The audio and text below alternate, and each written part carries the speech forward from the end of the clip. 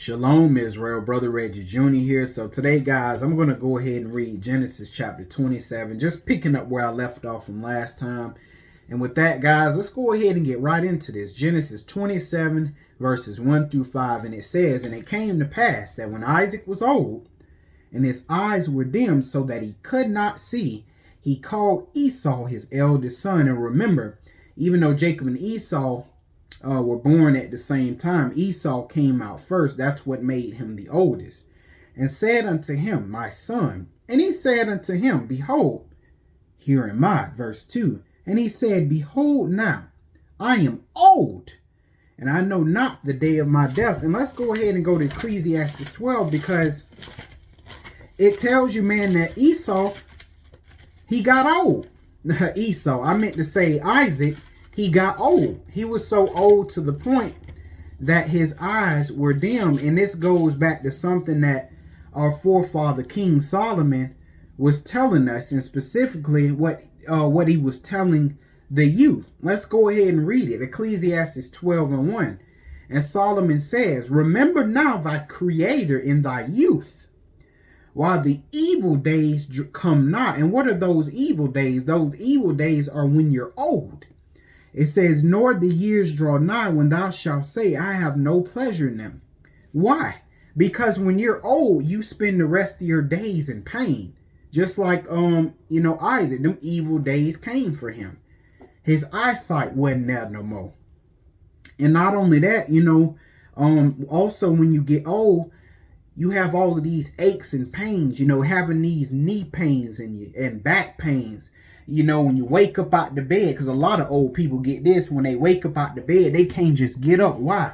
Because they get dizzy. See, when you young like me, I could just pop up, fly 1,000 miles per hour. But when you get older, you can't do that. You have to take your time. And not only that, when you get old, guess what? You're not going to be able to lean on your own strength anymore. And that's why young people are arrogant, because they have their physical strength. The Bible tells you that the glory of a young man and a woman is their strength. You don't need no help. You could do everything on your own. But see, Solomon is telling us, and we know it's God talking through him, that those days are coming where you're going to need some help.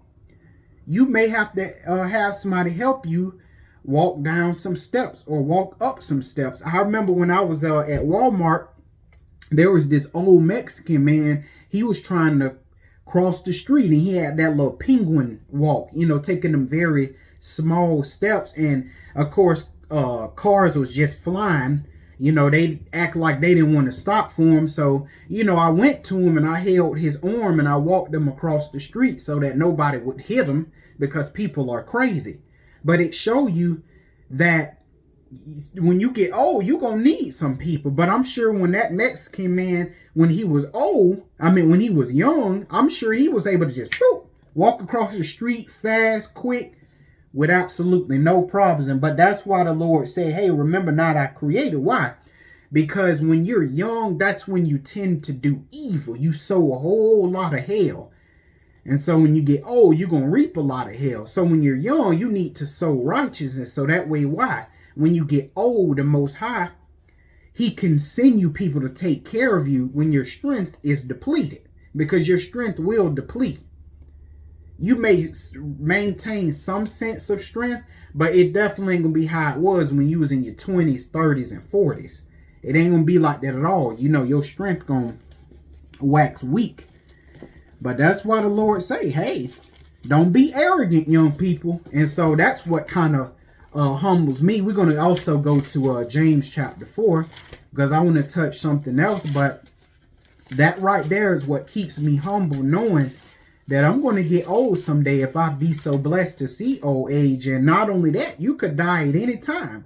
You could get crippled. That's why we always need to walk around in some humility, because you're not invincible. Let's go to James 4, and I'm going to read verse 14. And it says, flip the page. It says, this is what James says, "Whereas you know not what shall be on the morrow."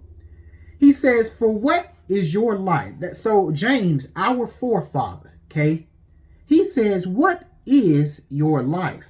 He says, it is even a vapor that appeareth for a little time and then vanisheth away. So he's saying that's how insignificant and short our life is.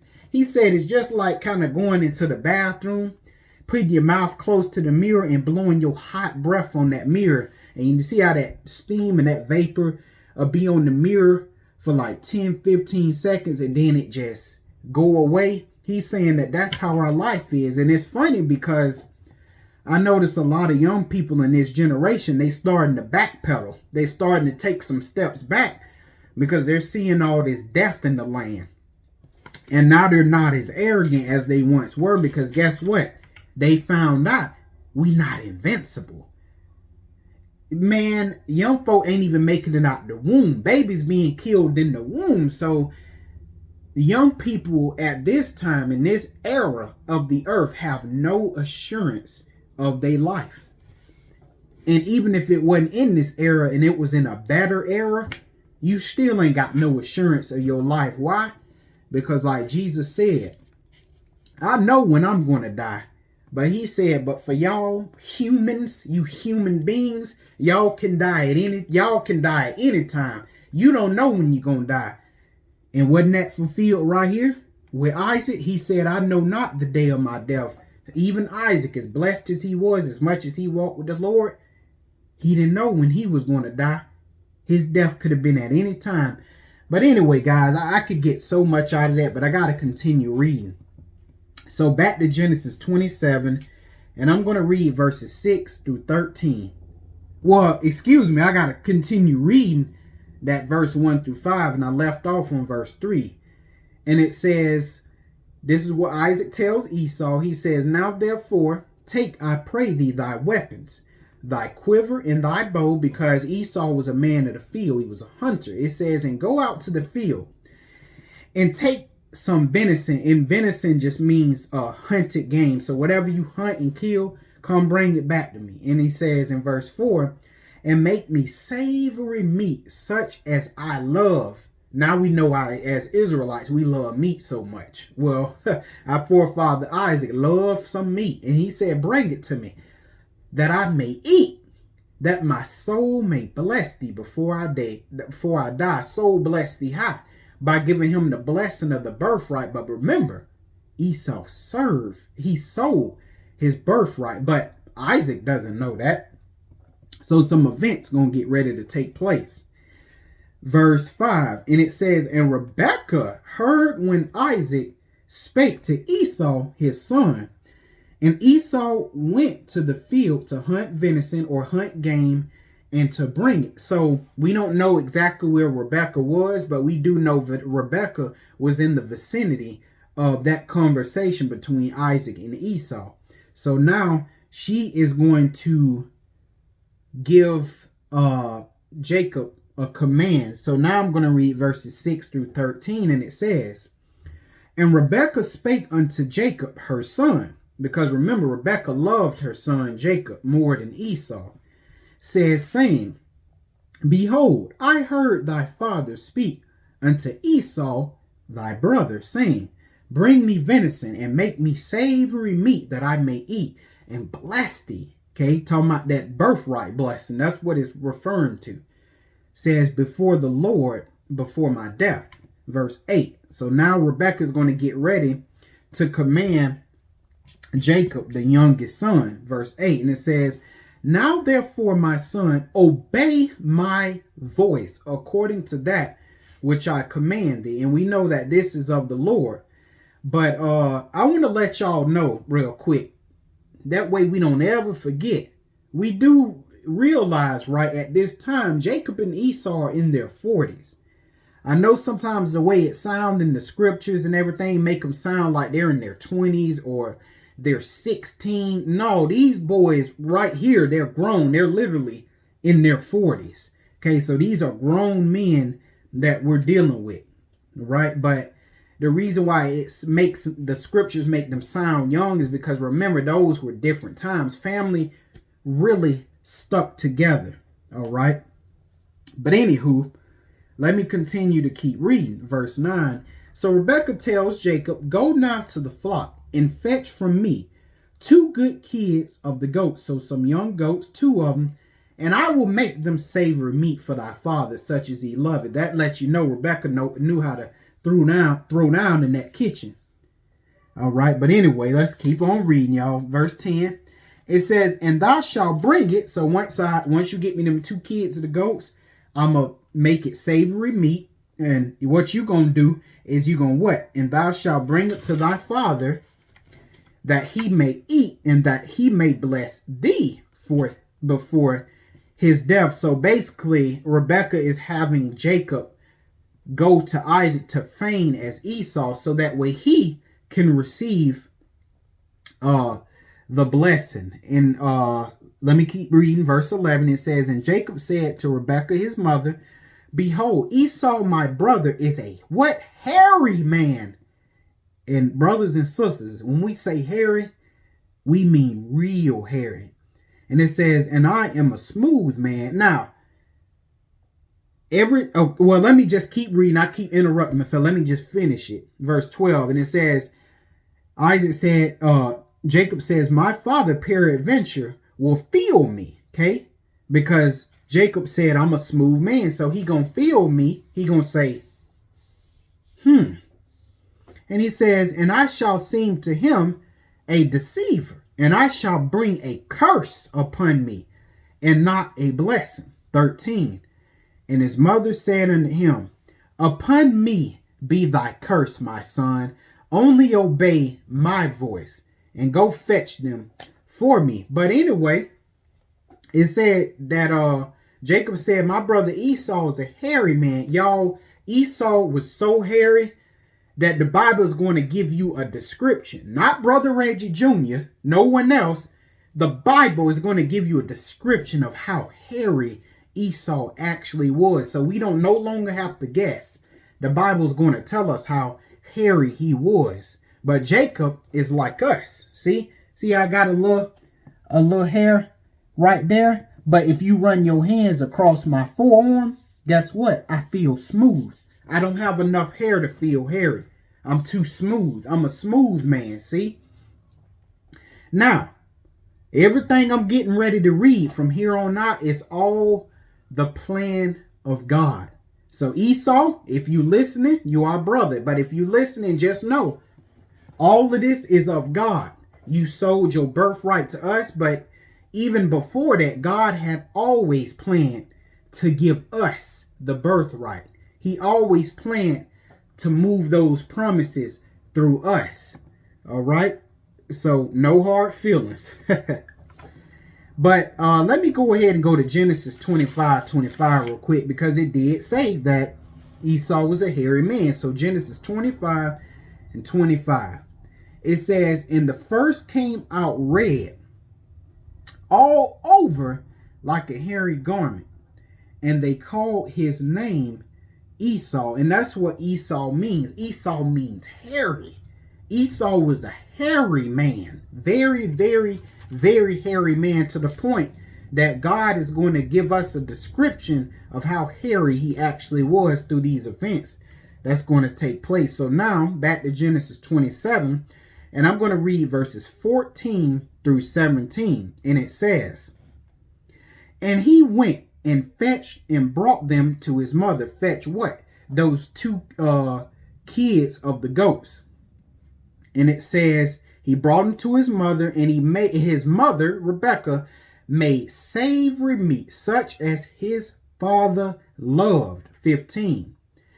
And Rebekah took goodly raiment of her eldest son, Esau. And we know that this raiment probably smelt like the field. And I think the Bible's going to tell us that, but it smelt like the field. Why? Because Esau was always out there hunting.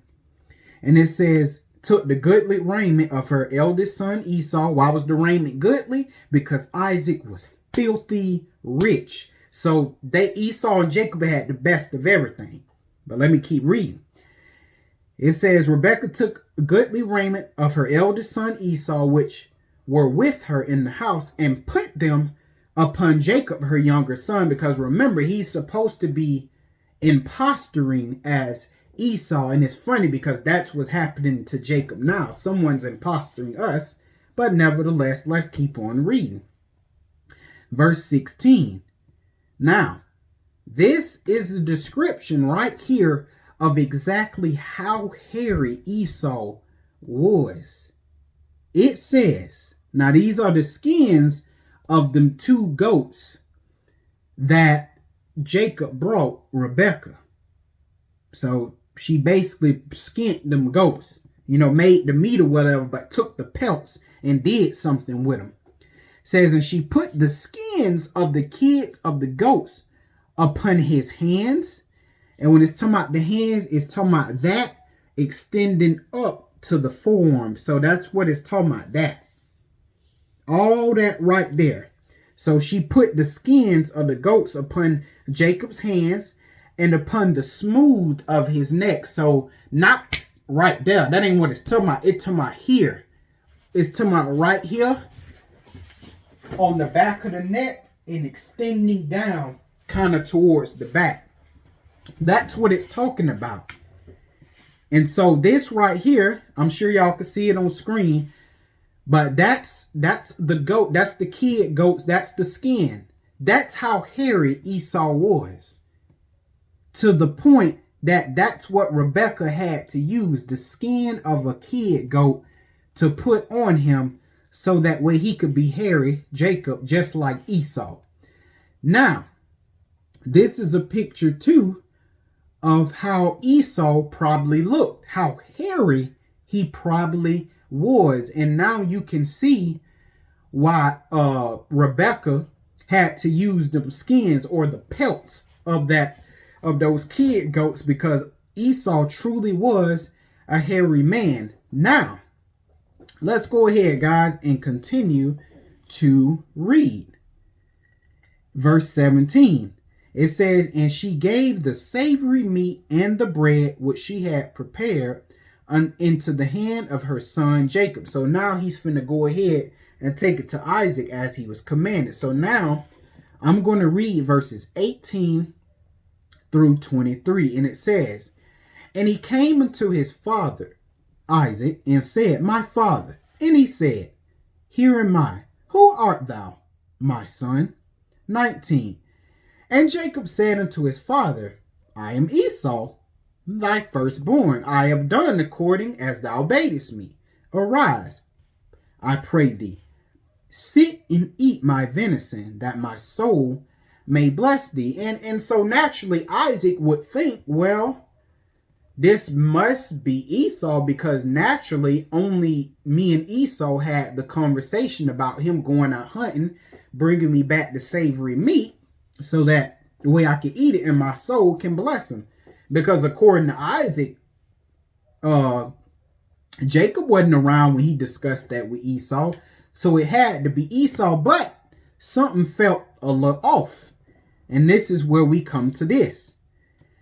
Verse 20, and it says, he says, and Isaac said unto his son, how is it that thou hast found it so quickly, my son?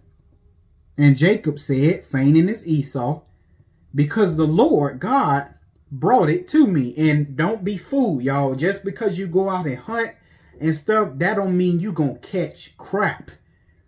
It's all about the Lord making sure that you're successful in catching whatever you catch. Just like when he told the disciples or whatever, Peter and them, he said, drop your net in the ocean. And when they pulled the net up, it was full of fish. Make no mistake, it's up to God whether or not you're successful. But I must continue reading, ladies and gentlemen. In verse 21, and it says, and Isaac said unto Jacob, come near, I pray thee, that I may feel thee, my son, whether thou be my very son Esau or not. Why did he want to feel him? Because there's one thing he knew. If he didn't know anything else, if he couldn't discern anything else about his two sons, he knew one thing. I could feel the difference between the two boys. Why? Because Esau was hairy as heck. All over he was hairy. So he wanted to feel Jacob. Verse 22, and it says, and Jacob went near unto Isaac his father, and he felt them. So he started feeling them. He was feeling his hands, his hands, his forearms, start feeling his neck and stuff. And he felt that he was hairy. Verse 22, and Jacob went near unto Isaac his father, and he felt him and said, the voice is the voices of Jacob. And remember, Isaac couldn't hardly see. Vision darn near gone. He said, but the voice is Jacob's voice. He says, but the hands. He says, but the hands are the hands of Esau. Verse 23. But it says, and he discerned him not. So he couldn't tell that it was Jacob. So he discerned him not because his hands were hairy as his brother Esau's hands. So he blessed him. Now, okay, so now y'all, we're going to go ahead and get into the blessing of Jacob. Okay, this birthright blessing. And all of this was of God. So we're going to go ahead and read it, brothers and sisters. I'm going to read verses 24 through 29. And it says, and he said, art thou my very son, Esau? And he said, I am. So Isaac is making sure that this for sure is Esau. But nevertheless, he still wasn't able to discern because this was in fact Jacob. 25. And he said, bring it near me, and I will eat my son's venison, that my soul may bless thee. And he brought it near to him, and he did eat, and he brought him wine, and he drank. Verse 26. And his father Isaac said unto him, he said, come here now, and kiss me, my son. So he said, get yourself over here. Come on over here, Isaac. He said, come on over here, Jacob. Come on over here and kiss me. And when he came near him, it says he kissed him. But while he was doing that, he did that so he can smell him. He says in 27, and he smelled the smell of his raiment. So while he kissed him, he smelt them. And it says, and blessed him and said, see, the smell of my son is as the smell of a field, which the Lord have blessed. Because remember, his raiment smelled like the field, like he was out there hunting. All right, now, verses 28 and 29, here comes the blessings, brothers and sisters. And it says, therefore, God give thee of the dew of heaven, and the fatness of the earth, and plenty of corn and wine. And people will read that, and a lot of teachers do it. They will read that and say, oh, that's just basically saying that, you know, Israel pretty much going to be blessed. I mean, yeah, you know, Jacob going to be blessed in his descendants, but that's not what it's talking about. It's deeper than that. But let me continue, verse 29. And he says, a part of the blessing too, he says, let people serve thee, and nations with an S bow down to thee. Be lords over thy brethren. Be Lord over thy brethren. And let thy mother's sons bow down to thee. Cursed be everyone that curseth thee, and blessed be everyone that blesseth thee. So now, what the heck is this blessing talking about? Because that right there is the birthright blessing. So what is it talking about? Now, in 28, and I got precepts for all of this, so don't worry, guys. We're going to go right to the precepts, but I'm just giving y'all an overview before I go. So verse 28, when God says, I'm going to give thee of the dew of the dew of heaven, and the fatness of the earth, and plenty of corn and wine, what he's actually talking about right there is he's telling Jacob, I'm going to give you and your descendants, I'm going to give them none other than the land of Canaan, the land of Israel. And that is a good land. It's the greatest land. And I'm going to show you through the precepts, that's what that's talking about. I'm going to give y'all the land of Canaan, the greatest land on this planet Earth, the land in which God's eyes is always fixed on. Because the land of Canaan produced much, a land that flowed with milk and honey. a land in which Israel, the 12 tribes, would lack nothing. Okay. Now 29, and it says, let the people serve thee and, be Lord over thy brother and stuff. And what he's referring to here is he's talking about rulership. That's what he's referring to. I'm going to give you the land of Canaan. And also on top of that, I'm going to give you dominion, rulership over not only Esau, but over all the nations. Because didn't it say that? Over the nations? So you're going to have rule over all of them. And a lot of people will try to make verse 28 and 29 history. And yes, to a degree, it was history, right? Because that part is say, cursed be everyone that curseth thee, and blessed be he that blesseth thee. Now, remember, that did happen in history. But I'm going to show you that this is for the future as well. It's going to happen again. God been saying the same stuff all over the Bible. This stuff right here is what he promised Abraham and Isaac. And for us, Jacob, and then it passed down. But God been saying the same stuff. He'll say the same stuff 10 different ways and we still get confused. But yes, this was history. And how was it history? Because guess what? Just like now, back in history, our ancestors were in what? Captivity, just like we are now, to Egypt, right? And Egypt was doing whatever the hell, and I mean that literally, hell. They did whatever the hell they wanted to do to the children of Israel, and there was no one that could save Israel. No man that could save Israel. We was free game to the Egyptians. They was beating the hell out of us. Literally beating the hell out of us. And the Egyptians, I'm telling you, they did much evil to us when we were in their land as a nation. But something happened. God said, I hear the cries and the groans of my people. He said, I see with my eyeballs, I see the afflictions wherewith the Egyptians oppress them and afflict them.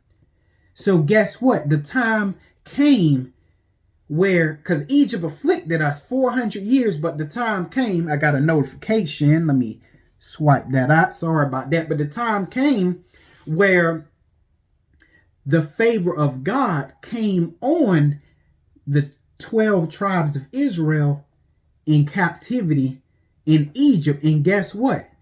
All them Egyptians that oppressed us, discriminated against us, and they, taking counsel to keep us at the bottom. The time came where God was on our side and he destroyed them Egyptians. A total annihilation, destroyed their land and then destroyed them. And then what happened? God took Israel out, not as his people. He took us out as our what? Capital A. He took us out by our armies. And why? Because that's just what the hell happened. And I'm sorry, y'all, I get pissed when I think about Egypt. But that's what happened. He took us out by our armies. And what happened?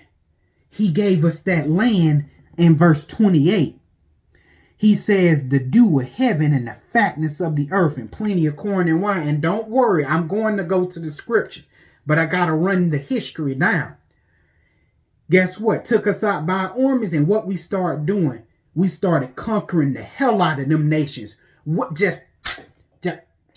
was tearing up every nation, just walking. God was taking us to the land. We were whooping them nations. And then, guess what? It was time to go to Canaan. We were whooping everybody, whooped all them Canaanites out the land. Well, not all of them. We didn't do fully what the Lord said, because we were supposed to totally annihilate the nations that were in our land. But we didn't. We made covenants and everything. They ended up being our downfall. Now we up here in captivity. You know what I'm trying to say. But for a good while, once we got into the land of Canaan, whooping everybody, y'all, we was in control of everything in the days of the kings of like Saul and everything. We ruled everything. We ruled over Esau. We had Esau under control, and we had them nations in check. We had all them nations afraid. They were scared of Israel. Right? That's what happened. So we lived that out. But again, we ended up falling by way of idolatry. Now we're back in captivity. And all of that to say this. God gave us that example to show you that Genesis 27 verses 28 and 29 is going to happen again. But this time, that is the real blessing. Christ's return, this is when that is going to happen. That's what he's saying. In the same way you seen it happen with Egypt, he said that's going to happen the second time around when I come. But this time, y'all going to do it right. Y'all going to do everything. When I say total annihilation, y'all going to do it this time. Ain't going to be no more making the covenant with the nations. Total annihilation. That's what God telling you. But you going to do it right when this happens. But now let's get into the precepts. Let's show you that verse 28, when it talks about God give thee the dew of heaven and the fatness of the earth and plenty of corn and wine. Let me show you that this is actually talking about, as well as verse 29. Let me show you that this is talking about the land of Canaan. Go ahead with me, y'all. Let's go to Deuteronomy 33. And I'm real excited, y'all, so I can't help myself. I just well up with passion. I just love the word. Deuteronomy chapter 33. And I'm going to read verses 27 through 29. So let me show you. And it says, the eternal God, to my God the Son and God the Father, but we to my God the Son here. And it says, and underneath are the everlasting arms. And it says, he who, talking about Jesus, and he shall thrust out the enemy before thee. Yeah, it happened in history with Egypt, and it happened when we got to the land of Canaan. Get your butt out of that land. It's going to happen the second time. He going to destroy these heathen, and then we going to go up into the land and destroy these Edomites out of our land, because according to the Bible, they're in there. So God going, get them on right on up out of there by way of Jesus. He going to thrust them out before thee and say, destroy them. Now he going to say that? Didn't he say, I don't know if I'm paraphrasing right, but didn't Christ say that when I return? He said, Jacob going to be his, Israel going to be his bow and Jacob going to be his arrow. That's what it meant. He said, why I said with Egypt, he was going to bring Israel. He brought Israel out by their armies, because that's just what we going to be. When Christ come back, when we resurrect, what we going to be? An army. And we going to come right down and destroy them heathen. But that's what it's talking about. He going to give that order, that sword going to proceed forth out of his mouth, which is that command. He's going to command the 12 tribes, destroy these heathen. That's what he's going to command them. And then what's going to happen? 28. Now this right here, what I'm about to read, is that land I was telling you about. So let me read it back in 27. Therefore God give thee of the dew of heaven, Jacob, and the fatness of the earth, and plenty of corn and wine. Well, it just means he going to be blessed. No, it's deeper than that. Let's see what it means. Verse 28, because it tells us right here in Deuteronomy 33 and 28. Let's see what it means. What is that corn and wine and all that stuff? Israel then shall dwell in safety alone. The fountain of Jacob shall be upon a land, upon what? A land of corn and wine. Also his heavens shall drop down dew. It says upon a land. What land? The same land that the Most High been promising Abraham, Isaac, and Jacob, and to us this whole time. The land of Canaan. So that's what he's talking about. That land of corn and wine, where the heavens gonna drop the dew. He's telling us he gonna give us the land of Canaan, baby, and that is where we gonna rule and absolutely dominate Esau and the heathen. Gonna dominate them right there out of the land of Canaan. But see, first, he got to get us up from under from up under these heathens here in captivity. But let me read verse 29, and it says, Happy art thou, O Israel, 12 tribes, who is like unto thee, O people saved by the Lord.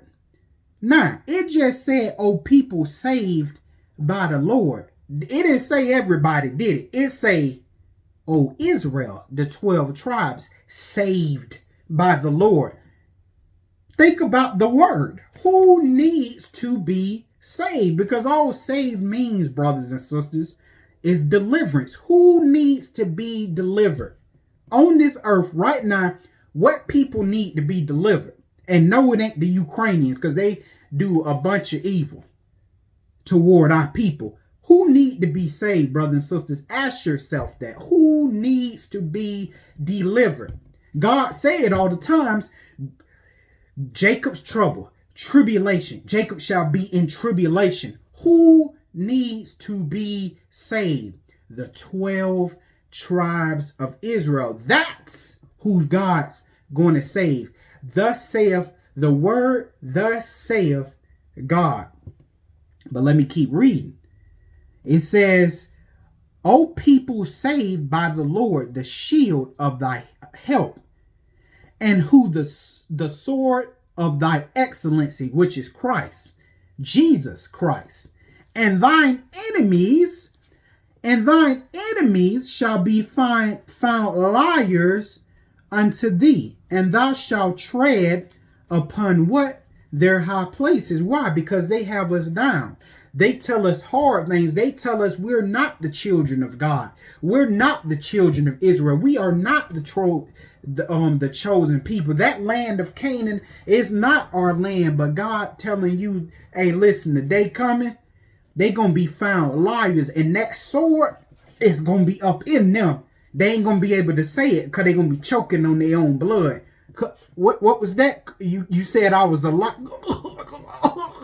I'm a what? You can't say nothing. Because God gonna be knuckle deep in you in that day. But let's go ahead, y'all.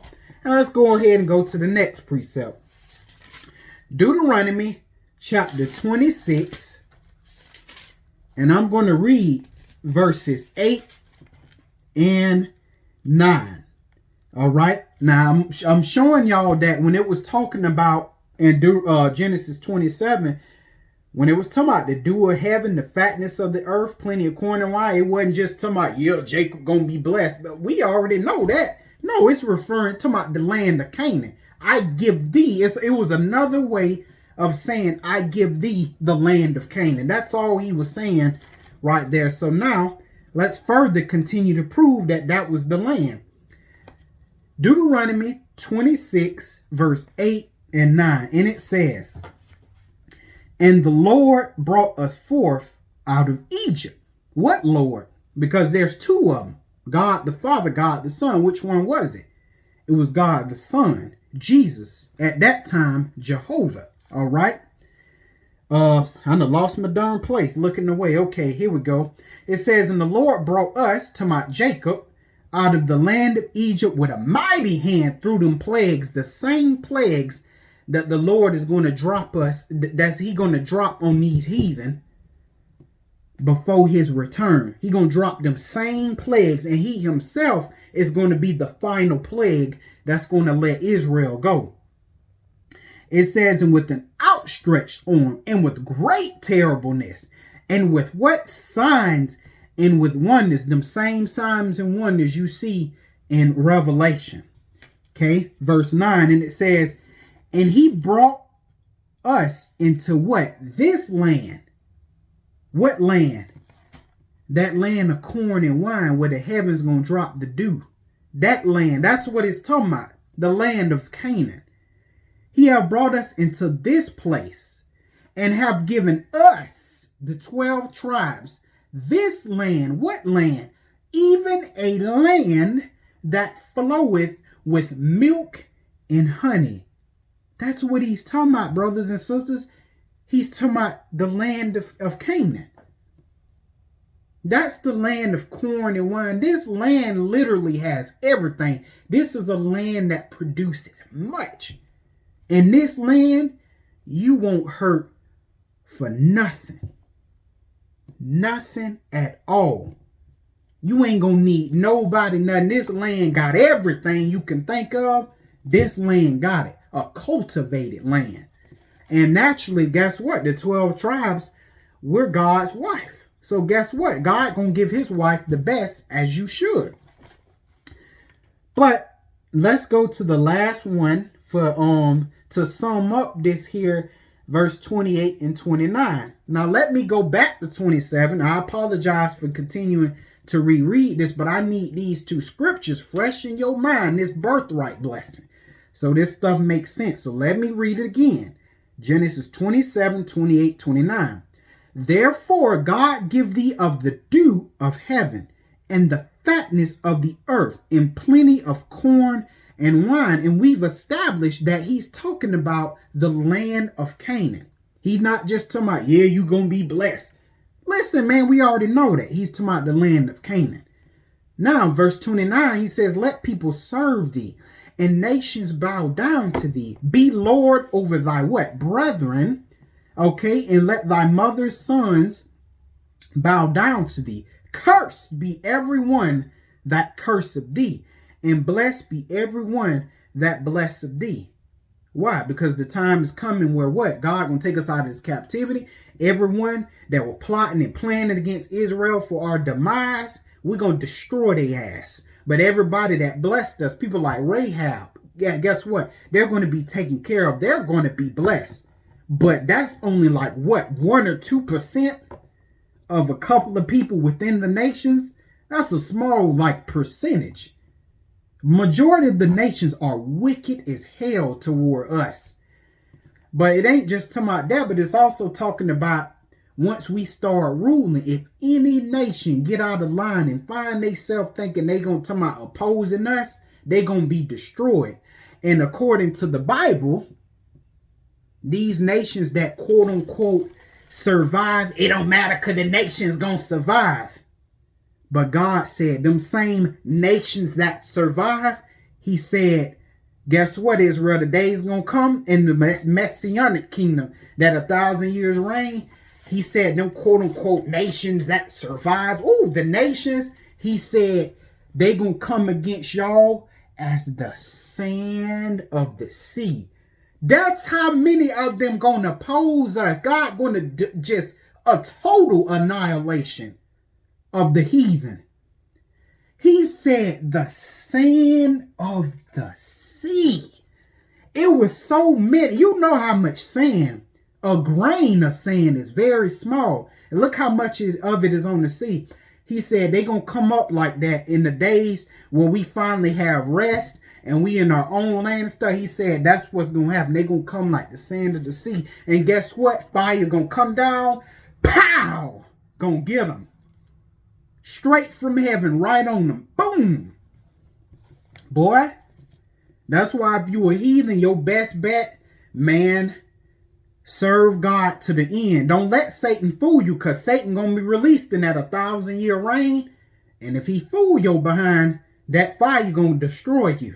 So just beware. But I'm sorry, y'all. I'm getting, crazy again. But I am so amped up, man. I just got out the gym. I'm still full of energy. I'm feeling good, y'all. I'm just amped. Now, let's go ahead and go to Psalms 72.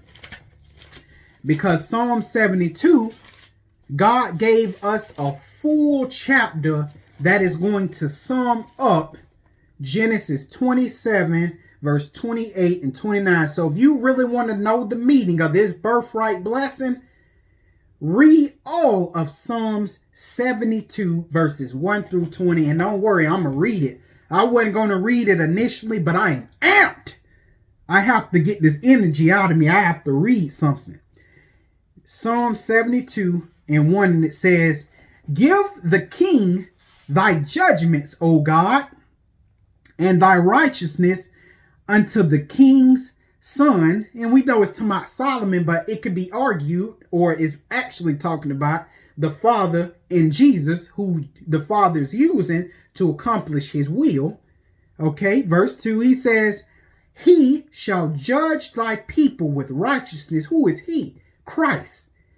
And thy poor with judgment, because Christ is the habitation of justice. 3, the mountains shall bring peace to the people, and the little hills by what? Righteousness. 4, he who, Jesus, shall judge the poor of the people and save the children of the needy. Now, who is that?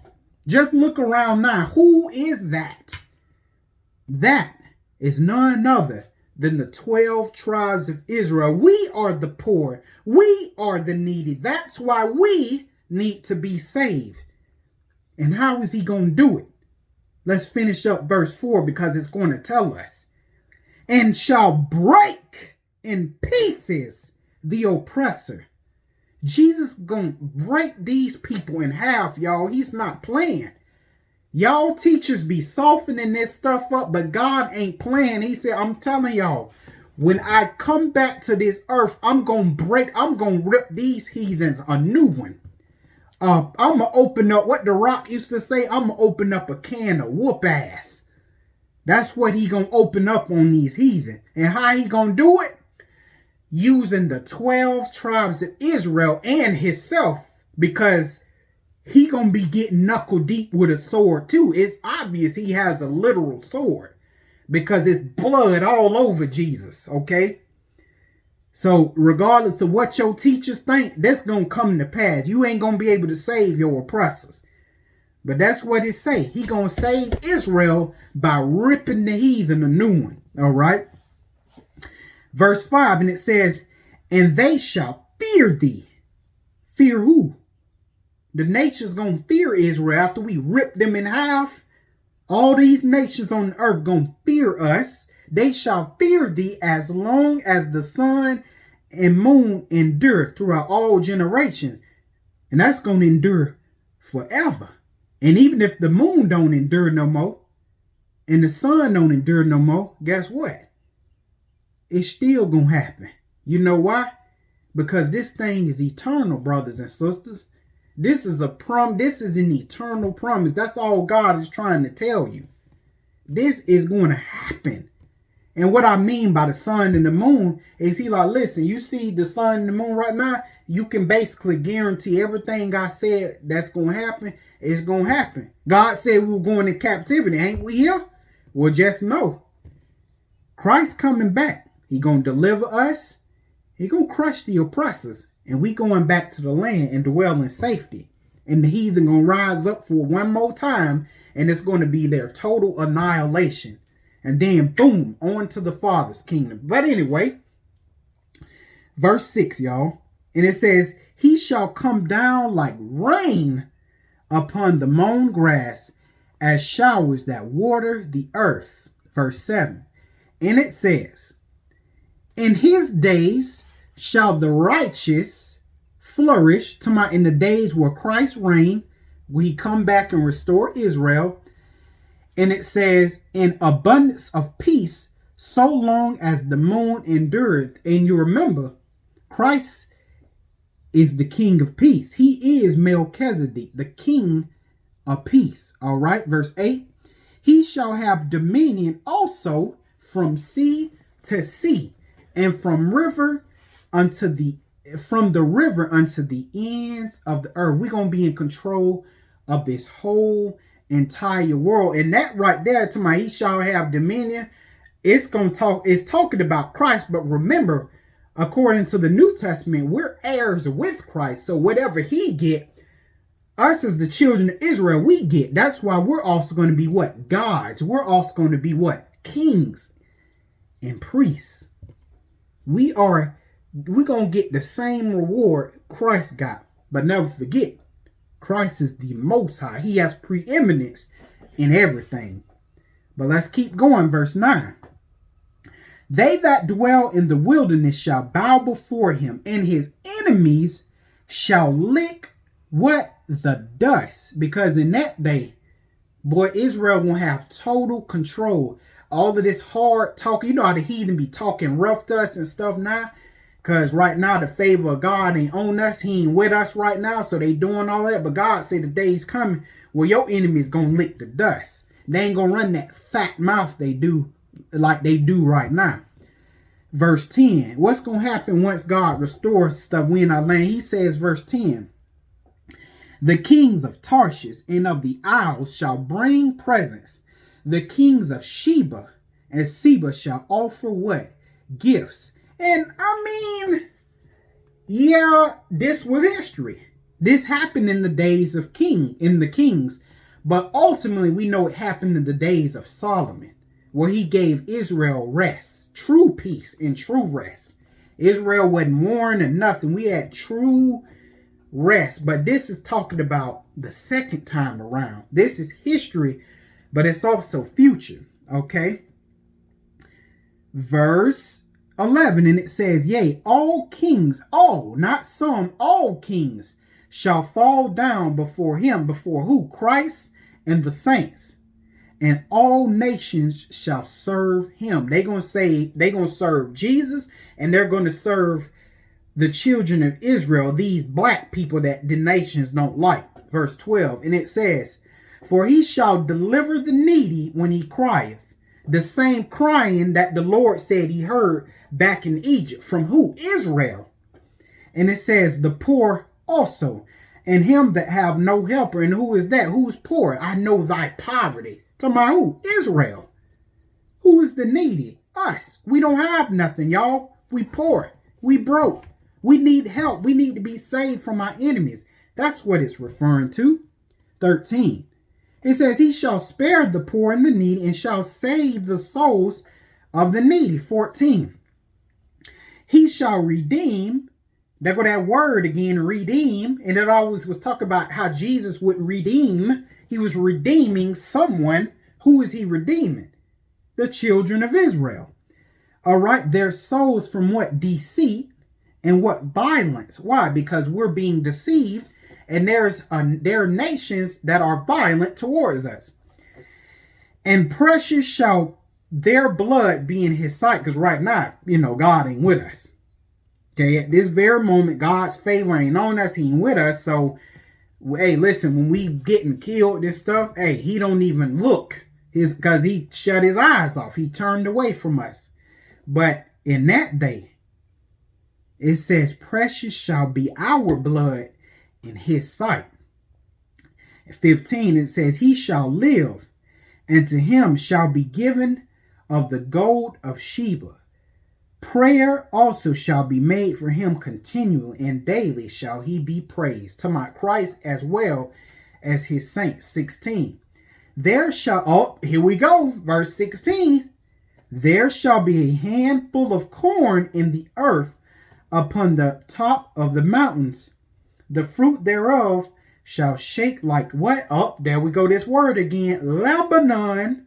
That should give you a clue of what it's talking about.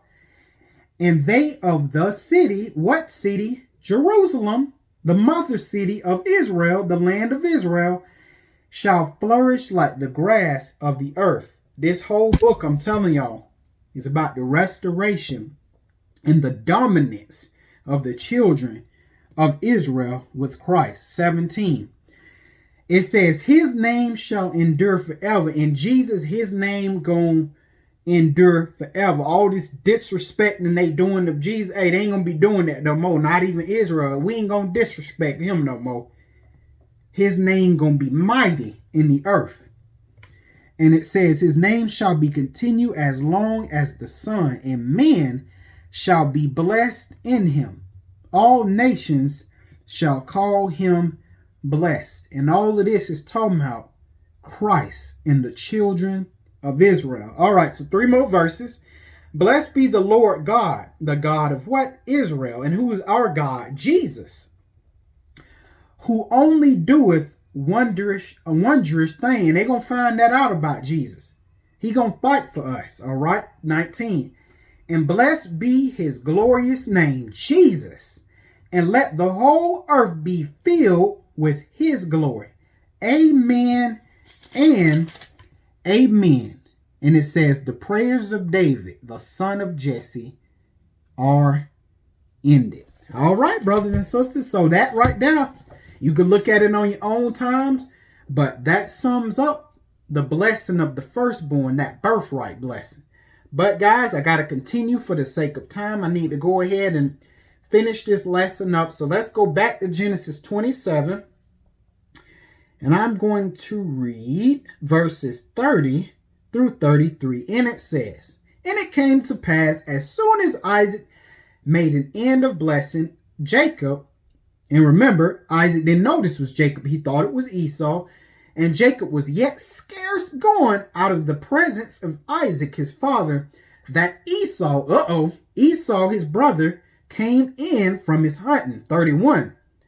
And he also had made savory meat and brought it unto his father, and said unto his father, Isaac, let my father arise and eat of his son's venison, that thy soul may bless me, that you can give me that blessing of the firstborn, that birthright blessing. 32. And Isaac his father said unto him, who art thou? And he said, I am thy son, thy firstborn Esau. So this time it really is Esau, boy. And watch what happened. 33. It said, and Isaac trembled very exceedingly. He was like, and said, who? Where is he that have taken venison and brought it me? And I have eaten all of it before thou camest, and have blessed him. Yea, and he shall be blessed. But see, what Isaac didn't understand was it was supposed to go that way, because number one, that's just how God planned it. And number two, Esau sold his birthright blessing to Jacob for some beans. And remember, God said he despised his birthright. He thought very little of his birthright, according to the Most High. That's what he said. But he said, yea, he shall be blessed. So at this time, Isaac realized that, man, boy, Jacob got me. He feigned as you, Esau. He got me, but hey, I can't take it back, and he gonna be blessed. I can't take it back, and he gonna be blessed. So now we are going to read. I think I'm starting to finally wind down, y'all. Getting beat down. Verses 34 through 40. Now we're going to read the blessing that Isaac blessed Esau with. And it says, and when Esau heard the words of his father, he cried his father. He cried with a great and exceeding and bitter cry, and said unto his father, bless me, even me also, O my father. And he said, thy brother came with subtlety, and have taken away thy blessing. So Isaac, like, listen, Esau, I can't undo this. What's been done. 36. And Esau said, is not he rightly named Jacob? What Jacob mean? For he hath supplanted me these 2 times. And Jacob means supplanter. And it's funny because now we're being supplanted. I find that hilarious. But anyway, Esau said, he took away my birthright. No, you sold your birthright. Let's never forget that. And he said, and behold, now he have taken away my blessing that came with that birthright. And he said, hast thou not reserved a blessing for me?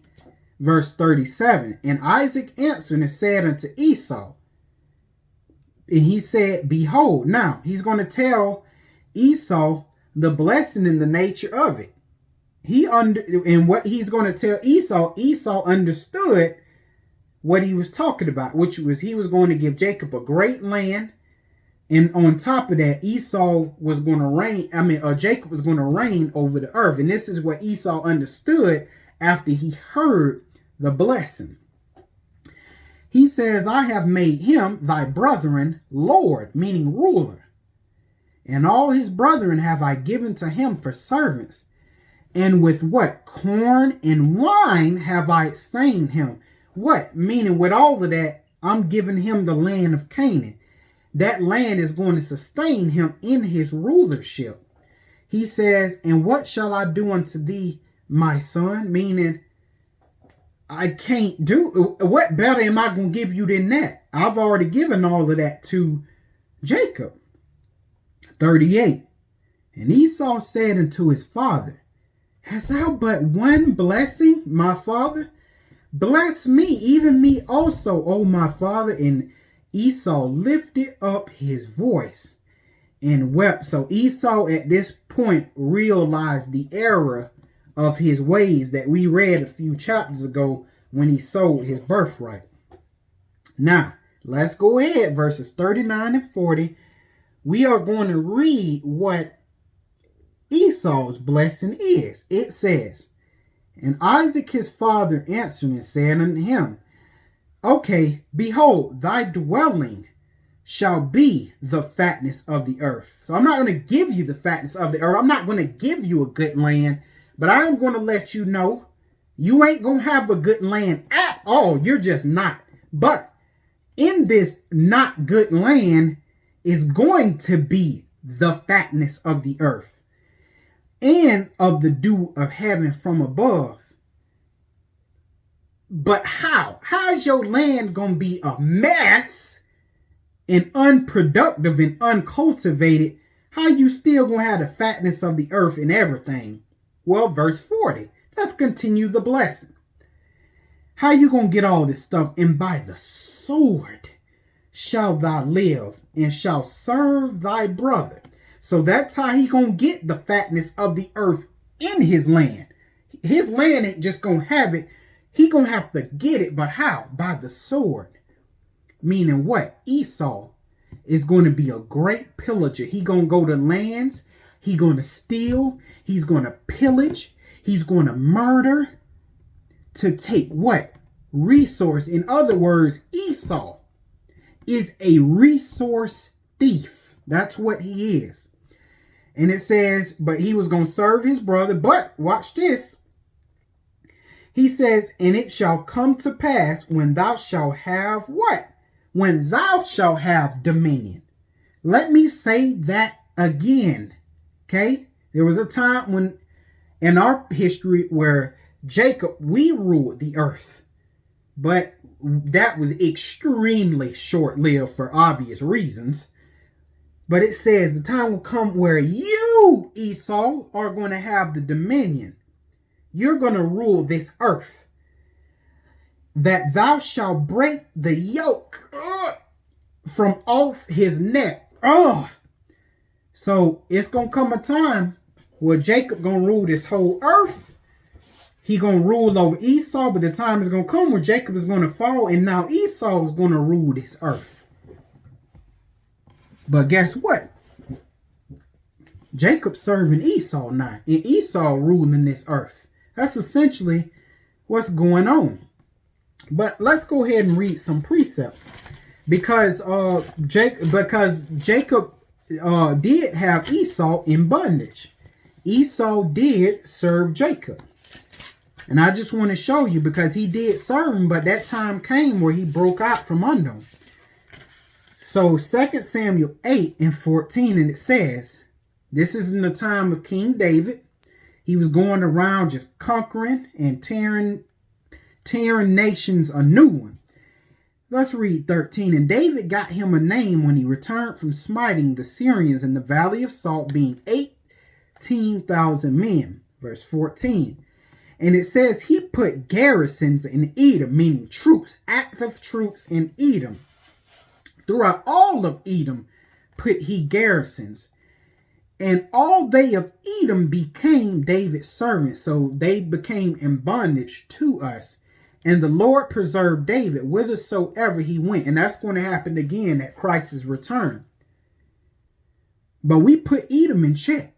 And I'm telling y'all guys, Edom cannot be allowed to run free. I'm going to say it again. These people, our brother Esau, cannot be allowed to be free. He must be in chains. He must be in bondage. because he is wicked. Okay? And he's destroying this earth, and he's doing just what Isaac said he would do.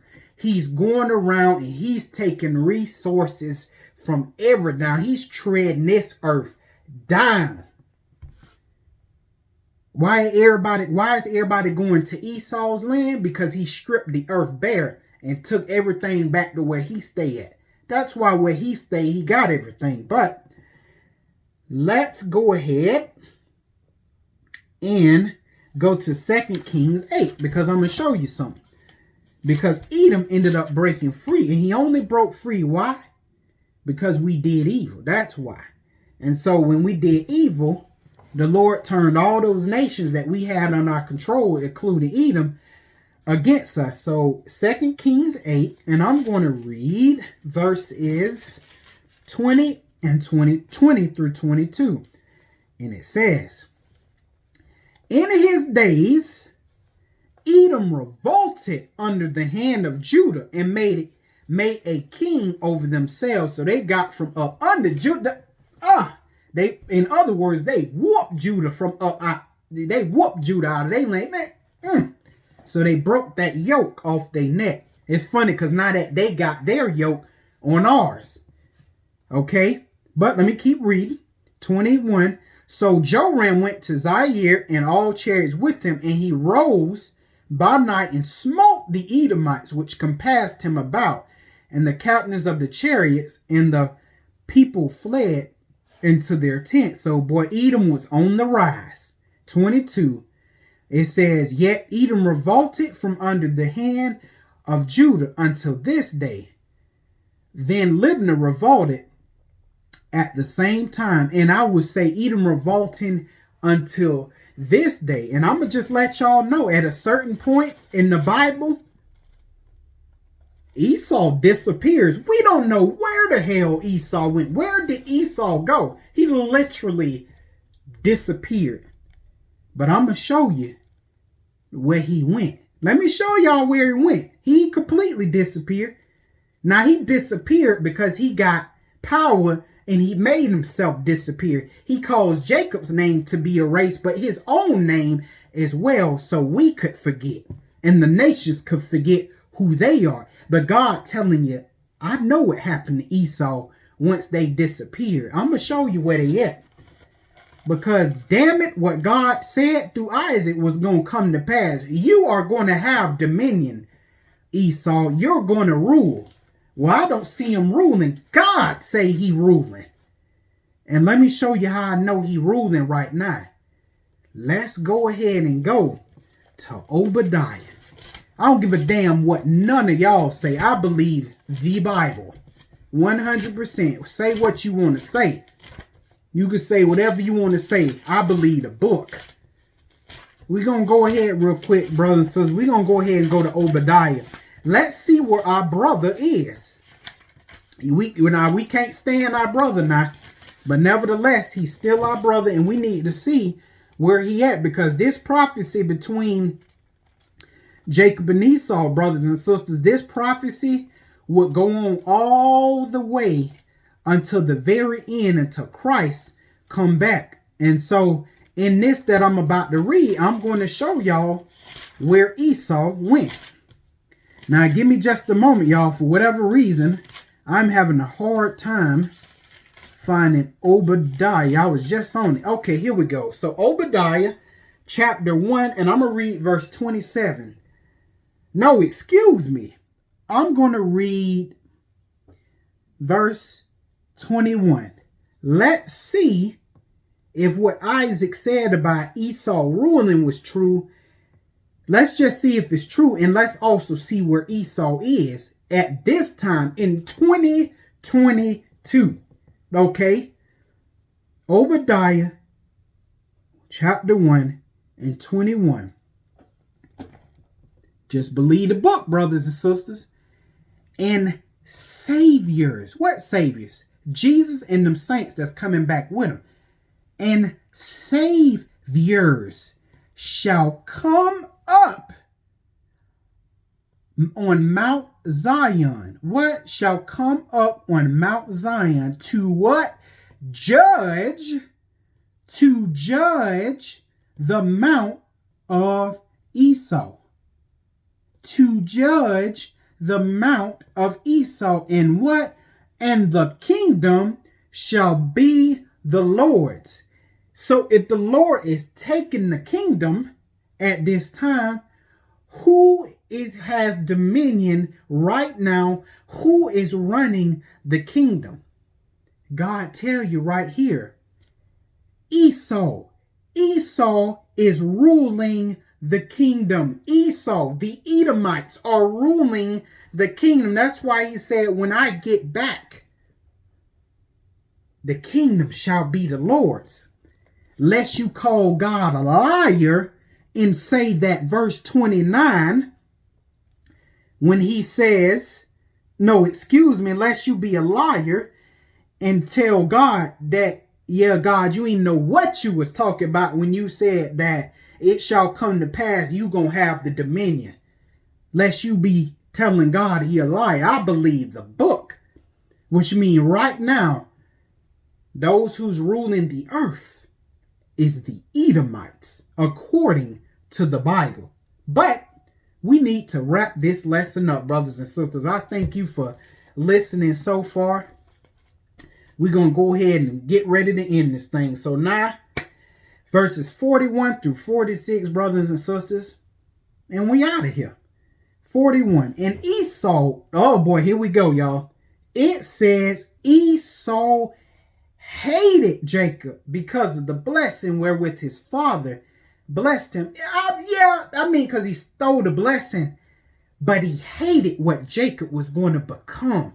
He hated that Jacob was going to rule this whole entire earth, that he was going to be God, that he was going to have the best of everything, and that, yes, he's going to rule over even him, the Edomite. He's going to rule over even him.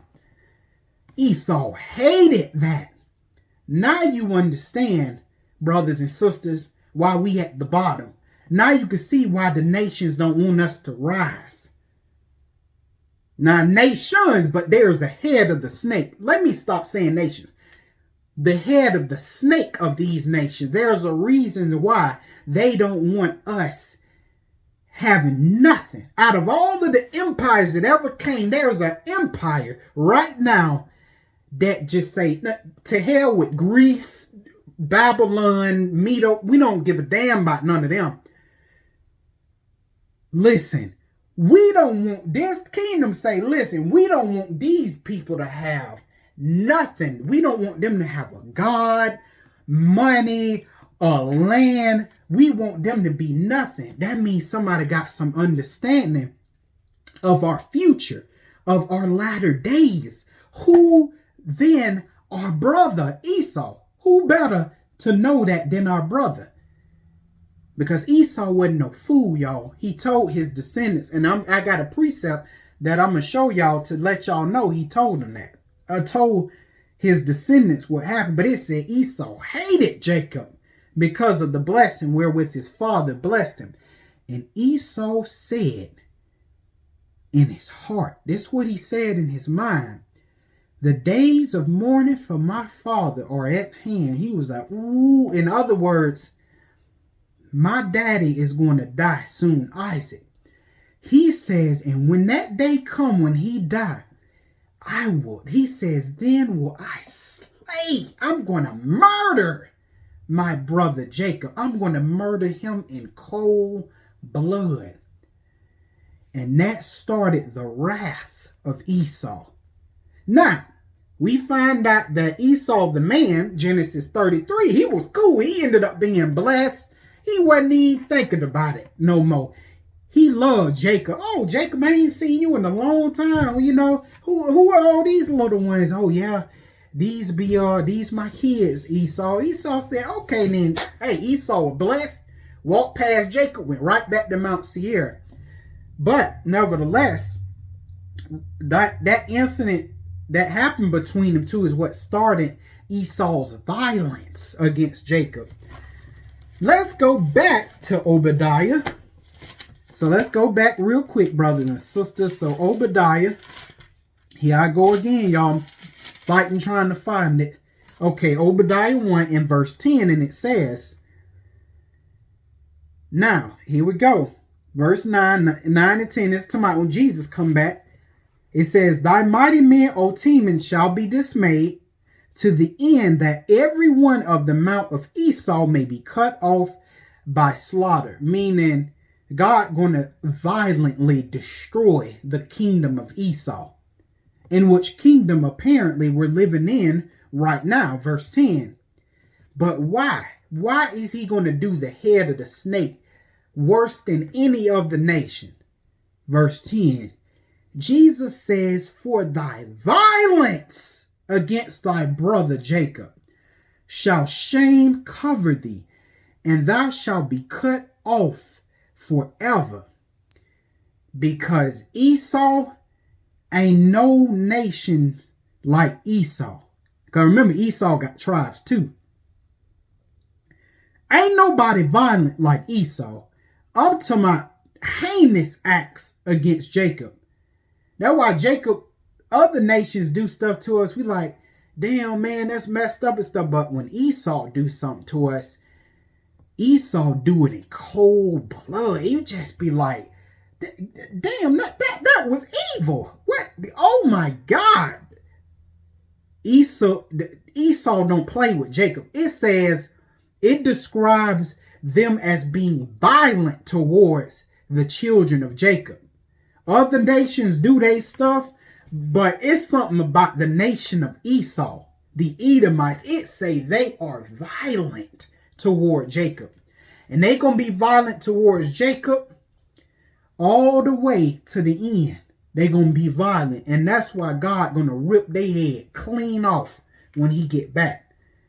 Now, let's go ahead and go to, let me see. I'll make sure I don't want to finish this up first. No, let me just go ahead and go to Malachi 1. So it's the last book of the Old Testament. Let's go ahead and go to Malachi 1. Malachi 1. That's a shame. I'm struggling to find Malachi. It's the last book in the Bible, and I just said it. Okay, here we go. Malachi 1 in verse 4. And it says, whereas Edom saith, well, let me read 3 and 4. Now, this is Jesus, because he is the word. This is Jesus speaking. He says, I hated Esau, and he laid his mountains and his heritage waste for the dragons in the wilderness. And he utterly destroyed Esau's place of habitation. And he tore the Edomites a new one. But something happened in verse 4. It says, whereof Edom saith, we are impoverished. Man, we got messed up. But we will return and build the desolate places. Thus saith the Lord of hosts, they shall build. They still building. Nah. Still building. It said, the Lord said, oh yeah, Esau, you gonna build. Yeah. You gonna recover from what happened with Babylon and all of that stuff. You gonna recover and stuff. You're gonna disappear from history. And you're gonna what? Start building again. He said, but what? But I, Jesus the Christ, the anointed, I will throw down. And they shall call them the border of wickedness, and the people against whom the Lord have indignation forever. Esau, at the end, the nation's going to find out when Christ returned who you really are. You done hid your names by the land you done conquered. But in that day, God going to reveal who you are. Just like he going to reveal your brother. Because you and your brother, nobody knows who you or your brother, who is us, are. But in that day, the nation's going to know who Jacob is, but they also going to know who Esau is. Oh my God, you mean the whole time that was Esau, that same dude that God said he hated? The nation's going to figure that out. They gonna figure that out. And boy, that's gonna be a glorious day. The knowledge of God, it gonna go forth in one day. But guys, that's enough for today. Let's go ahead and finish this thing on out. Verse 42, and it says, and these words of Esau, her elder son, were told to Rebekah. And she sent, but who told this to Rebekah? The servants. This wasn't Jacob, but this was told by a servant. That's what's implied, because remember, they had servants and handmaids and stuff.